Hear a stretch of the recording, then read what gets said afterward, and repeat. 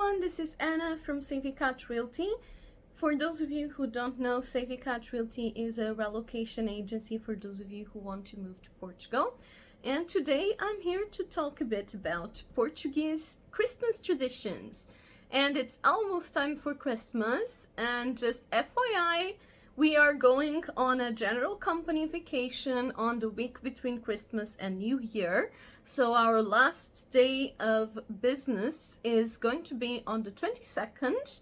So that's actually today, the day that this video is being posted. So if you contact us and don't hear back from us, this is why.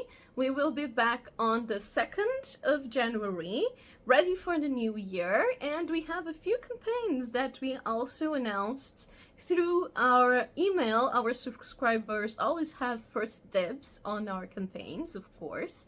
And check it out and subscribe to our website in www.savicatrrealty.com if you want to hear about our campaigns and what we're up to before anyone else. So, Christmas traditions in Portugal. I think there's a few things that some people find odd. I would say that the biggest thing here in Portugal is, of course, the consoada. So that's the Christmas Eve dinner, so the day before Christmas.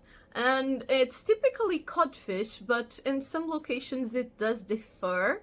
In some locations it's octopus, like for example in the Algarve, I think it's quite typical for it to be octopus. And some houses also have their own tradition.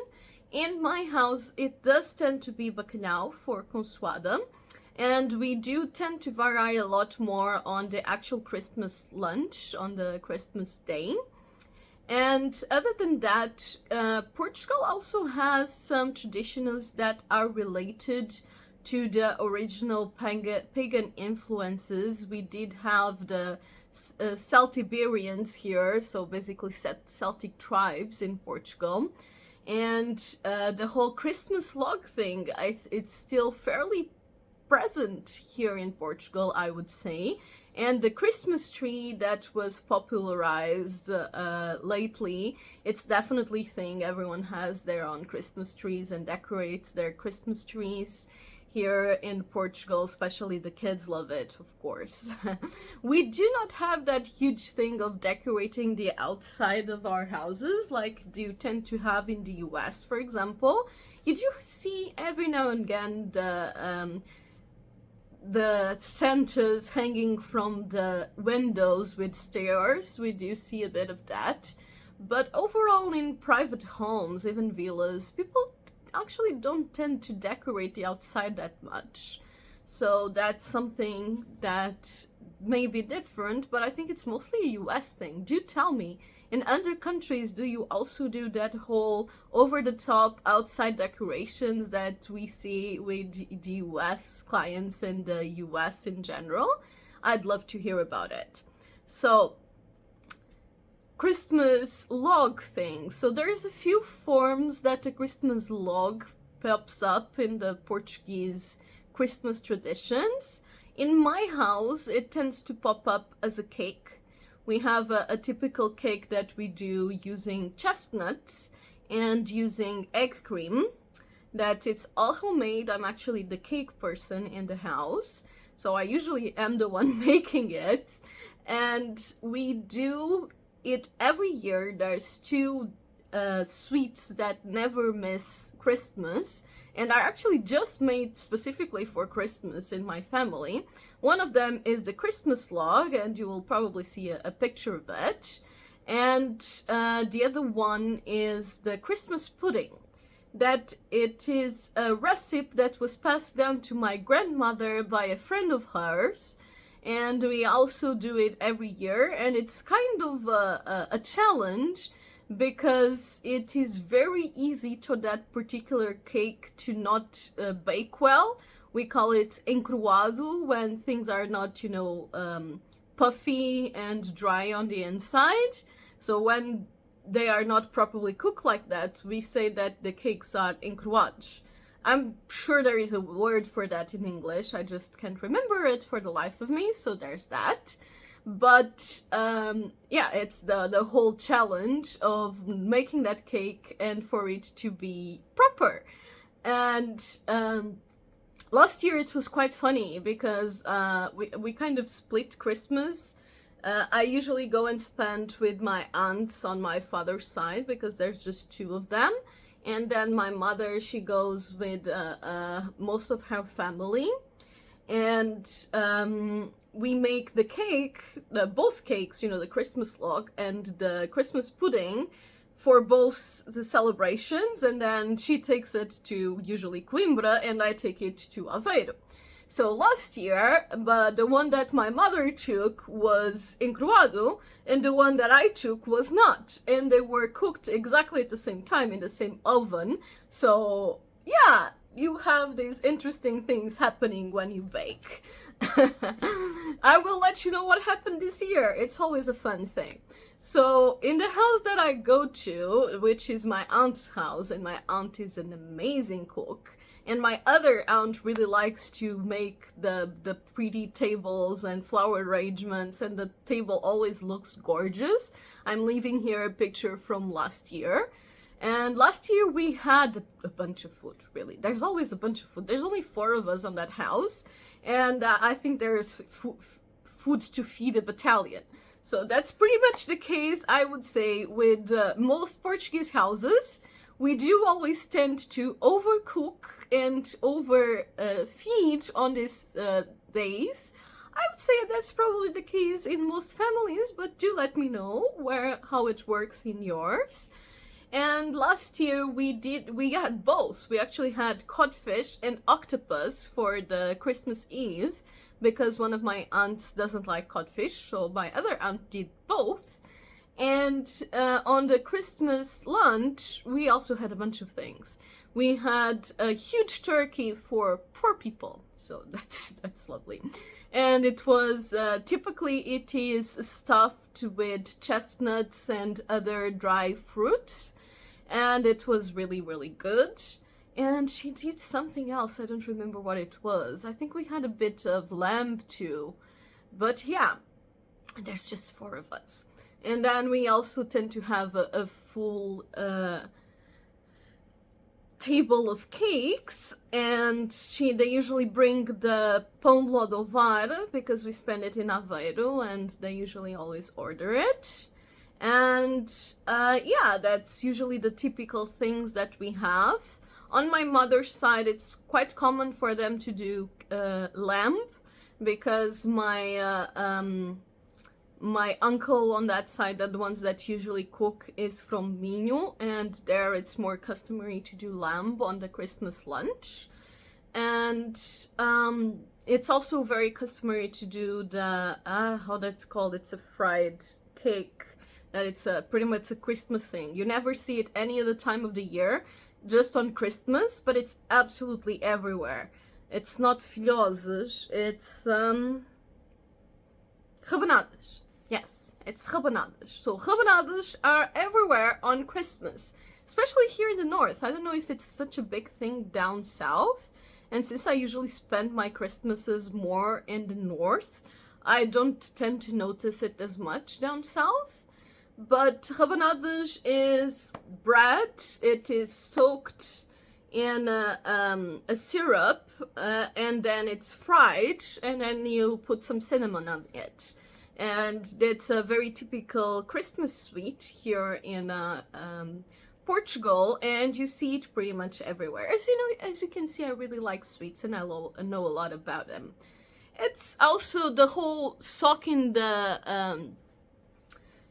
chimney thing. It tends only to happen for people who do have chimneys. In the house that we've been spending lately, we don't.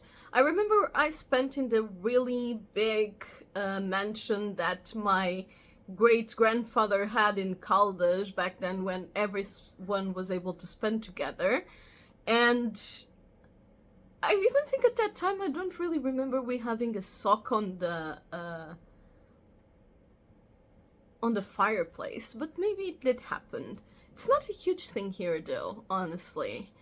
But because my older brother, he is Catalonian. You cannot say he's Spanish. He will go nuts on you. He lived his whole life in Barcelona, so he's Catalonian. And there is a tradition there. It's also a Christmas log. Oh, I can't remember the name of it, but we will show you a picture. So he is supposed to watch over the whole Christmas. And now we have one of those in the Christmas house too. And he does watch over the whole Christmas.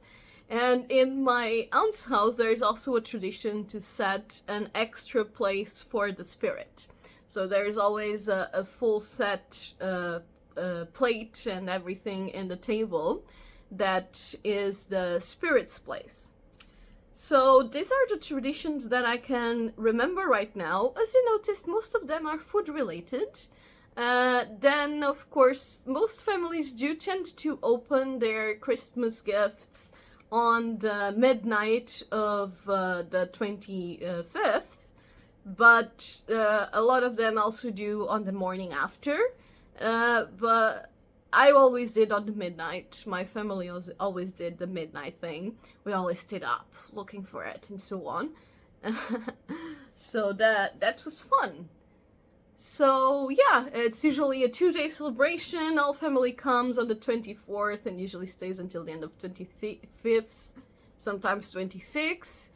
And that's all I can think about our Christmas traditions. Do you tell me about your own countries? I always love to hear that sort of things. I'm looking forward to reading the comments. And your own little house traditions that maybe are just from your house. Those are always fun, unless you don't want anyone copying them. So I hope this was fun. Like I said, we will be on vacation until the 2nd of January, and we will be seeing you all then. But we will also be launching a video next week. So stay tuned and see you all next week. Bye. After finishing this recording, I noticed that I completely forgot to mention 2 rather important things about Christmas traditions in Portugal. One of them is yet another food tradition, which is Bolo-rei and Bolo-reinha. That is a very widespread across the country, and you pretty much see it everywhere. And Bolo-rei is a typical donut-shaped cake with crystallized fruits, and it has a bunch of them inside, and on top it has a very typical, it kind of looks like one of those crowns that you put on the door. And typically, before that was prohibited by ASAI and by the food control services, you would typically put brindes, so you would put special gifts, small gifts inside this cake, and there would also be a fava, which was basically a dry bean, and it was kind of a fun challenge to see who would get the gift and who would get the fava.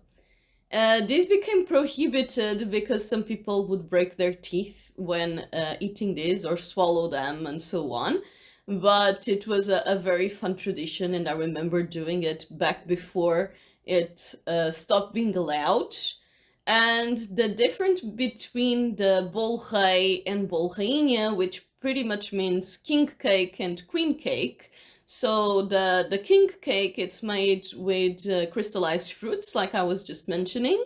And the queen cake is made just with dry fruits like walnuts, almonds, hazelnuts, that kind of thing. I personally prefer Bolo-reinha because I actually don't really like crystallized fruits in cakes. But Bolo-rei is the most widespread one, and the one that is always usually present in all the houses. So that's another very typical tradition here from Portugal. And the other one that I think it's quite important and I forgot is the presépios. So the nativity scenery. I'm sure that has a name in English, but basically is that scenery where you have the Mary and Joseph and the little Jesus baby, and then often the cow and the sheep, so the in the barn. So it's the whole nativity scenario, and this is present in all the houses. Like my mom always puts one in the entrance. There is even some places where they do big ones, like the Cascata de São João. That is something that's done on the saints, that it's like almost a miniature, but they can become quite big. And for example, in Madeira, it's a huge thing. They even have real life sized presépios that are you can like kind of come in and come around and see the different things, and even have like fountains inside and all kinds of fancy things. So that's definitely an important factor. And I would just like to leave another note about the lights, because I did say that we usually don't do really over the top things for the lights in Portugal in private homes, but we do tend to do rather over the top things on the cities themselves, and you tend to have very fancy Christmas illumination in the big cities. We're leaving you some pictures that I took for the cities I've been lately. But yeah, the cities tend to look gorgeous at this time of year. And the last thing that I like to just note that I forgot is that, because I am not very religious, but there is a typical Christmas mass that is called Missa do Galo, and it's usually either at 10 or 11 p.m. depending on the location, and it's the last mass before Christmas. So that is the typical Christian thing here in Portugal. Like I said, I'm not particularly religious, so I don't really go, but my aunts and some of my family members did go and do go to this tradition every year. So that's it. That's the thing I forgot. And as you can see, there was quite a bunch of them. I hope that this was enjoyable. And once again, my name is Anna from Savvy Cat Realty. Savvy Cat Realty is a relocation and investment agency that helps you move to Portugal. And I hope that you all have absolutely wonderful Christmas. And I would love to hear about your own little traditions and your own little things in your countries, or even that are particular to your houses. So I'm looking forward to looking at the comments. And once again, just reminding that we will be on vacation during this week. So I will see you all next year. Even though I will be launching a video next week, it's already pre-recorded. So once again, I wish you have a wonderful Christmas and see you all soon. Bye!